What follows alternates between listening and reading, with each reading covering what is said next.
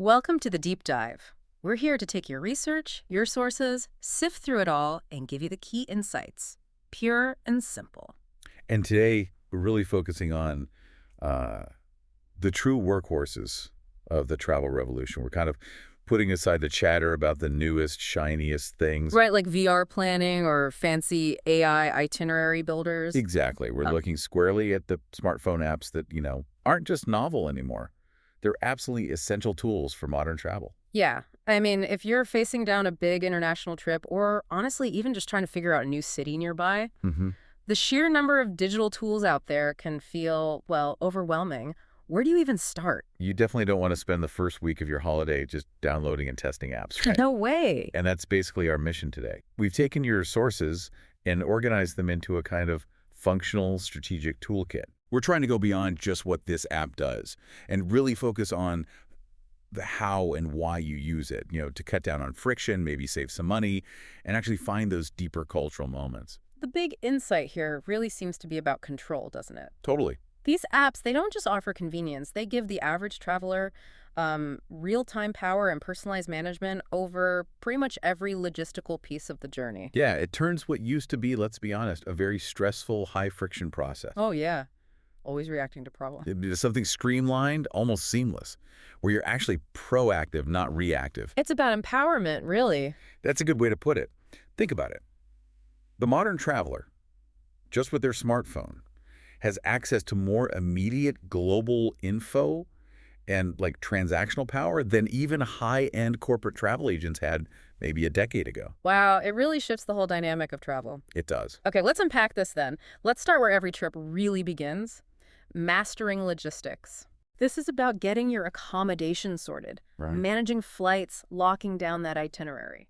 So the foundational tool here, based on what your sources point to, is really about centralized organization. Right. I mean, the biggest headache for any big trip is chasing down confirmation emails from all over the place. Ugh, tell Huh. me about it. Different airlines, hotels, car rentals. Exactly. And that's why tools like TripIt become so critical. Your sources really highlighted how it just organizes everything into one master itinerary. Mm-hmm. They mentioned completely stress-free cherry blossom trip to Japan as an example. Yeah. It's basically your trip's command center. Your operational backbone. Hmm. I like that. So once the plan's locked in, we need a place to sleep. Right. And the sources show travelers using a whole mix of options now. It's not just hotels anymore. Definitely not. You've got Airbnb, which Yeah. gives you that really personal, sort of hyper-local feel. Like the example of finding that charming loft in Montmartre, Paris. That's when you really want to feel like you're living there, I guess. Exactly, when immersion is the top priority. But you need balance. Okay. So you kind of offset the, let's say, personalization risk of Airbnb with the professional reliability and just the sheer volume of options on Booking.com. Ah, right. Like securing that centrally located boutique hotel in Amsterdam. Certainty versus charm. Precisely. The strategic insight is knowing which platform fits the need for that specific part of the trip. And then there's the really impulsive tool, Hotel Tonight. Yeah. That one's perfect for that moment when you just need a decent room, fast, and maybe at a discount. Like grabbing that last-minute deal in San Francisco they mentioned, it rewards being flexible. It really does. Oh. Okay, now let's talk flights, because this is where the predictive power of data gets pretty cool. We all use Skyscanner, right, for setting price alerts and comparing. Sure, that's standard now. Mm. But the real shift is towards predictive analytics. Which brings us to Hopper. Your sources laid this out really well. Yeah, it uses just massive amounts of historical flight data and trends to tell you, quite specifically, whether it's the best time to buy now or if you should wait. That's a critical insight. It's not just comparing current prices. No, it's forecasting. Yeah. The example of saving a good chunk of money on a flight to Australia really proves the point. So the traveler isn't just reacting to whatever the airline throws out there price-wise. Exactly. You're using these predictive AI tools to actively sort of gain an edge against the carriers. It's a power shift, Yeah. putting money back in your pocket. That wasn't really possible before. Okay, ground transportation. Moving beyond just lining up at the airport rental counter. Right. Peer-to-peer options were big now. Turo was highlighted for the flexibility it gave. Getting a specific type of vehicle for that 2-week national parks road trip out of Phoenix. Yeah, more customization. But, and this is where you need to compare critically, Okay. Turo offers that choice, but it can bring up unique liability or insurance questions that you Mhm. just don't have with a traditional rental company. Good point. Trade-offs. Always. And conversely, you have options like Zipcar, the short-term micro-rental model, Right. Pay by the hour or day. which is brilliant for a quick city trip because your fuel and insurance are usually included. So the strategic choice there is maybe risk and customization versus pure convenience. Okay, so we've tackled the booking chaos, the big logistics are handled. Now the challenge is hitting the ground running in a new place. How did the sources say people conquer a city they've never seen? All right, so now we shift into section 2, navigating and cultural immersion. This is about using apps while you're there. Getting around, finding cool stuff. Exactly. And while Google Maps is, The everywhere default. Yeah. in major complex cities, the sources show a clear need for more specialized optimization tools. Like City Mapper. That example from London was amazing. Right. Not just mastering the tube, which is complex enough, Uh-huh. but the source noted it even suggested the best subway car to get on to minimize your walking time on the platform when you arrive. That's incredible efficiency. Like shaving off seconds. It really is next level. And then for those really ambitious multi-country trips. Okay, like the South America one mentioned. Flights, trains, buses. Exactly. Journeys connecting flights, trains, maybe ferries across several countries. For that kind of complex planning, Roma Turio seems to be the ultimate connector. How so? It basically aggregates every single option, travel time, mode of transport between 2 points, even really distant ones. It lays it all out for you. Wow, okay. That's powerful for big trips. Now, speaking of distant points and different cultures, language barriers. Always a factor. The sources seem to treat language tools as a kind of essential 1-2 punch. Okay, explain that. Well, first, you use something like Duolingo before your trip. It's for building rapport, showing respect. Like the traveler's partner learning some basic Portuguese for their Brazil trip shows you're making an effort. Precisely. It enriches the experience. But Yeah. then for immediate on-the-ground utility, Hmm. trying to decipher a confusing menu in Thailand or quickly communicating with a driver who doesn't speak English. Yeah, those critical moments. That's when you lean on the real-time power of Google Translate for text or speech. So one for culture, one for crisis, essentially. I like that framing.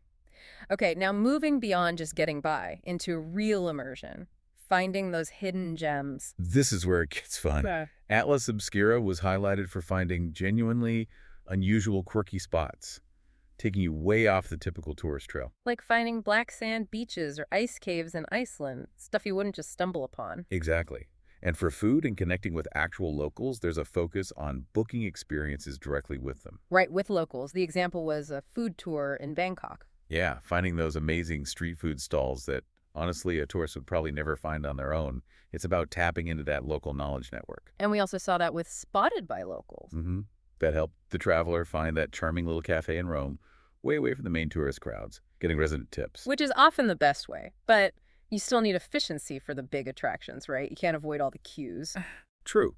And that's where Get Your Guide or Viator come in. They're essential for grabbing those skip-the-line tickets. Like for the Vatican museums, a classic example, saves hours. Absolutely. Or for booking really niche, specific tours, like that bird-watching tour in Bogota. Yeah.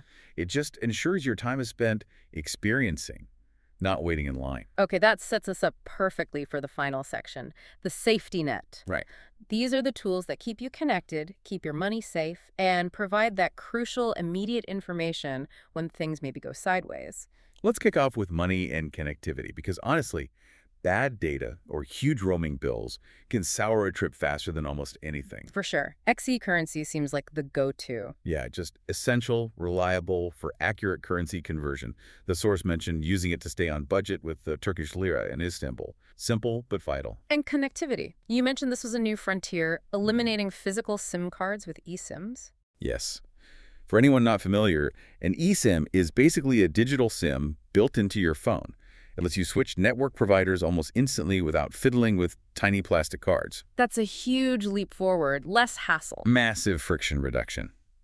Your sources mentioned major players like Airalo, which allows easy switching between local networks across, say, multiple European countries. And Holofly was noted too. Right. Highlighted for offering consistent, often unlimited data access across large regions, like during travels in South America, really simplifies things. But okay, you've got data access. Now you need to keep it secure, especially on public Wi-Fi. Absolutely critical. The sources really emphasize that security is non-negotiable when you're connecting abroad. So apps like Wi-Fi Finder help you locate hotspots. But then tools like NordVPN are vital.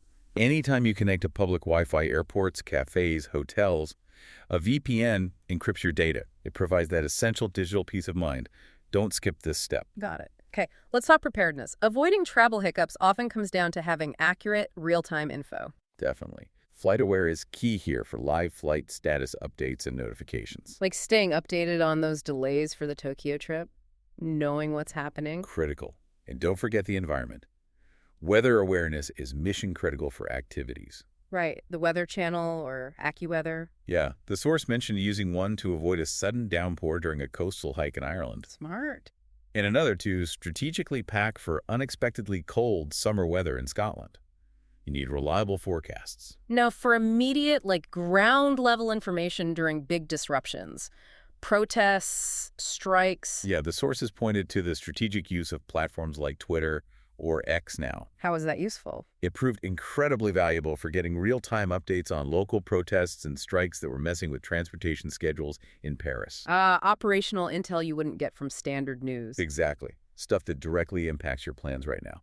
Okay, and finally, just basic communication, staying in touch. WhatsApp seems to be the universal standard internationally now. Used extensively in Asia and South America in the examples. Right, for contacting tour guides, drivers, hotels, without racking up international SMS fees. It's just a logistical must-have these days. And for blending work and travel, keeping productive. Zoom, naturally.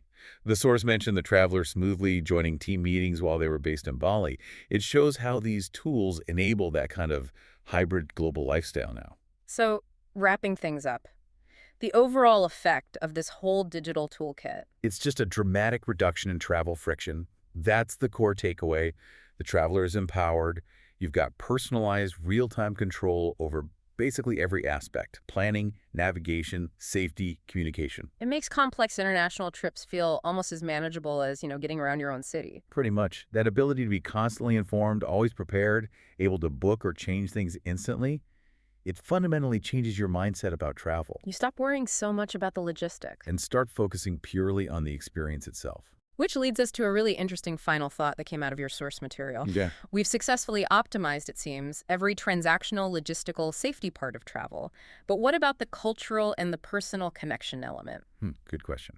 We talked about finding local events via Eventbrite or using Meetup to join, say, a photography group in Berlin. Right, that moves beyond just utility into actual connection. So if the ultimate goal of travel is really about cultural immersion and maybe forging genuine personal bonds, should we be optimizing that too? It's provocative. The sources actually mentioned Tinder, kind of surprisingly. Oh, really? Yeah, as a, quote, unique tool for meeting locals and fellow travelers, moving beyond its usual purpose. Interesting. So the question is, if we're optimizing flight times down to the minute, securing our data, breaking language barriers instantly, should optimizing human connection, moving beyond just booking a tour guide, be the next digital frontier that travelers actively explore? Wow.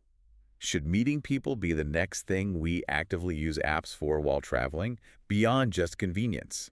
That is definitely something to think about on your next adventure. Thank you for joining us for this deep dive. See you next time.